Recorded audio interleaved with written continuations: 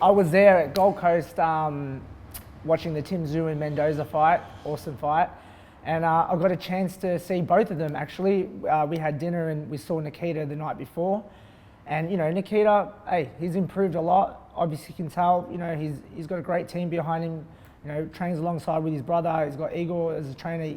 He's getting better each fight, but you know, Dylan Biggs provides a hard test for him. You know, we've seen Nikita get hurt a few times in the past, and Dylan Biggs looks like he can bang, man. And when I interviewed him, I thought Nikita was pretty big, but Dylan's pretty big too.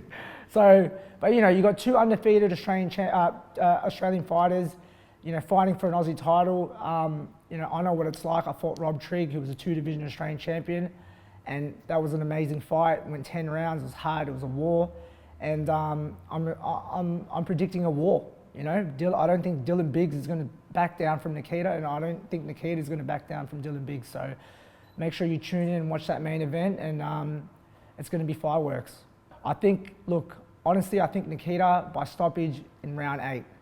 Obviously, end of the day, Nikita in the back of the head knows Dylan Biggs can hurt him. Whether it's important for the fight, it's irrelevant, because when they get in there and there's 8-ounce gloves on, you know, the stakes are high, the crowd's there, you know, who knows? Maybe Nikita wasn't in shape when they sparred.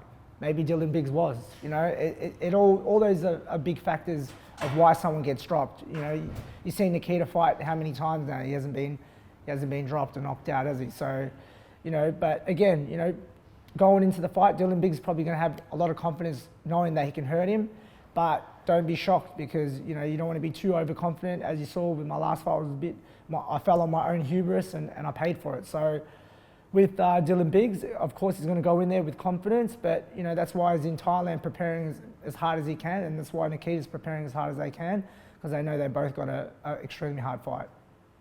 I heard Dylan say in an interview that because he's got the belt, like he should be the A side. What do you make of that? Look, now that I'm in the boxing world now, and I understand how all works and whatnot.